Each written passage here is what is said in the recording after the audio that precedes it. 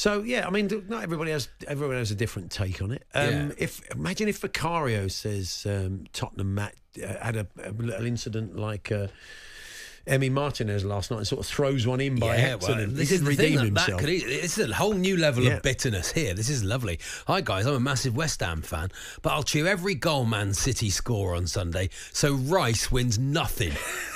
See, everyone's got their own level of bitterness. It's lovely, isn't it? Let's hear from a couple of fans of both Tottenham and Arsenal, because obviously it has a big bearing on Arsenal, but it does, as we've said, on Newcastle, on Chelsea, on Manchester United, that are all pushing for European places and will probably want City to win this evening.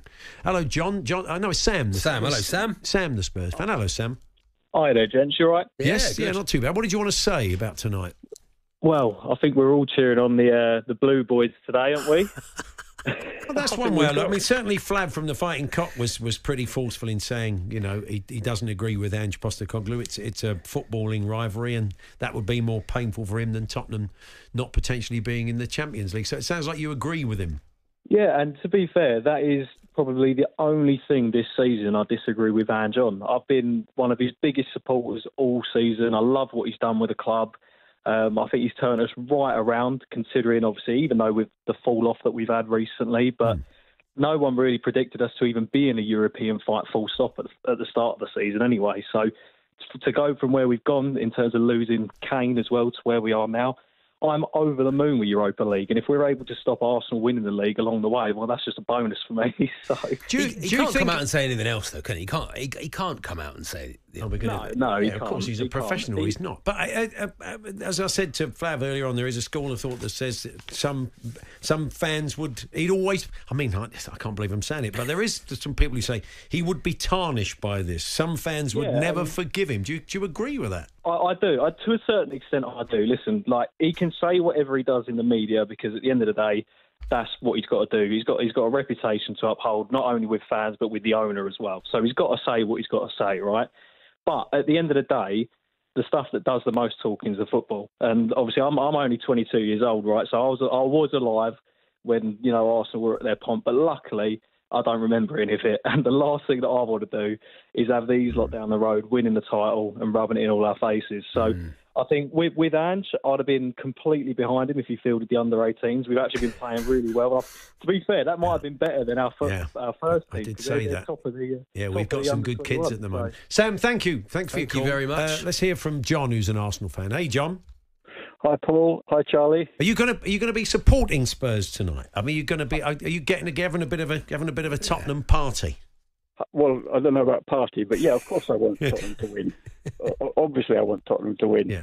I have a question to Spurs fans. Yeah. Regardless what happens this season, let's say next season, the fixture computer throws out Tottenham versus Liverpool, first game, and Tottenham versus City, second game. Yeah. But I'm assuming that Tottenham fans will want to lose both those games. I think I know where you're going with it, but I think it's these certain circumstances that it's in Tottenham's hands to potentially go out there at a crucial time of the season and effectively, knowing how good you've been playing at home especially, to effectively hand the title to Arsenal. That's why I like the thought of Spurs fans just wandering around. Anybody who's in a title choosing race. Which games they're going to lose. Yeah. They've been doing that for a while. No, but I know what John means. It's the idea. If you're a rival of Arsenal, then you're going to want them to lose those matches that they play in. But I think it is the circumstances, the particular circumstances, and it's so rare. I'd say 50 odd years ago in there, I can't think of a situation like this. It's going to be quite an odd atmosphere, I think. Well, it happened at United away, didn't it? Yes, where Les scored, and we all said, "What the heck are you doing, Les?" But obviously, common sense prevailed, and they. You got any Spurs friends, John? I do have Spurs friends. Yes, and funnily enough, they want Tottenham to lose.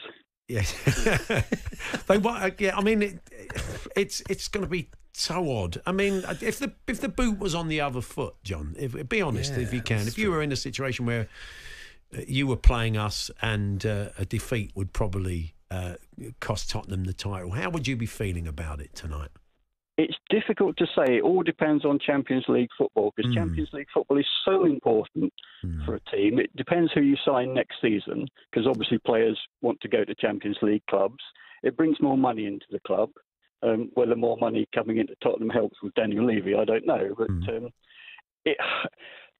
But I honestly can't answer that. Of course, I don't want Tottenham to win the league. Obviously, I don't. Yeah. But I do want Arsenal to be in the Champions League. I do take your point. There is a school of thought that says that. And I mean, whatever happens, even if Arsenal if it goes the way of form and City win tonight and then City go on and beat West Ham and win the title, it's still been an absolutely fantastic season. And I don't doubt for a minute that he's building a great squad. He'll keep building a great squad, and Arsenal will go again. So it's not like this is your window, is it? Really? I mean, you want to do it now, but you don't necessarily have to do it now.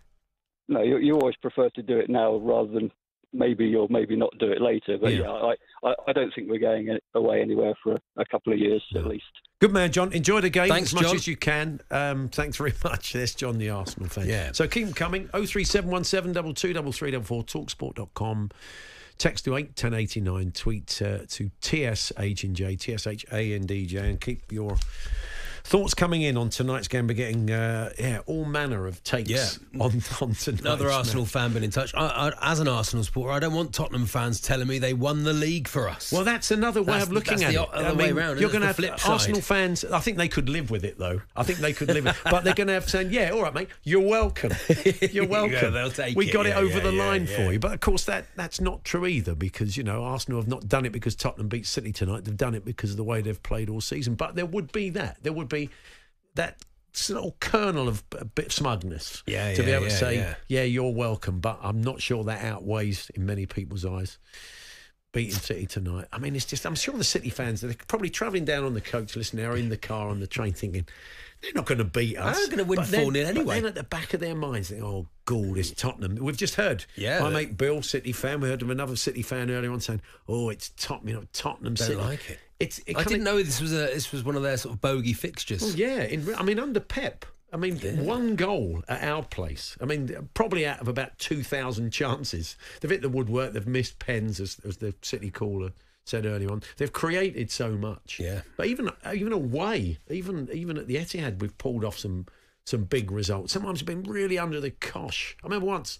I don't think we had a shot on target. We were 2-0 down. It could have been 12-0, and Tottenham got back and made it 2-2. So they've just got something over them. A bit of a sign on City. And Ake's the only player who scored a bit of a hooky goal in that FA Cup game, which could have been a foul on the keeper. Yeah. So it's a strange one. Paul? It's a strange one. Anyway, it's all live on TalkSport. We'll find out this evening, 7 o'clock the build-up, 8 o'clock kick-off, and have you say in the sports bar. Don't forget the watch-along. We're going to be chatting about the watch-along with Jamie O'Hara, Perry Groves, and your referee this evening, Jason Cundy. Such a wind-up merchant. Can you imagine having anybody worse in the middle, just winding them both up? Blimey. Anyway, we'll tell you more about that when Jason joins us later on.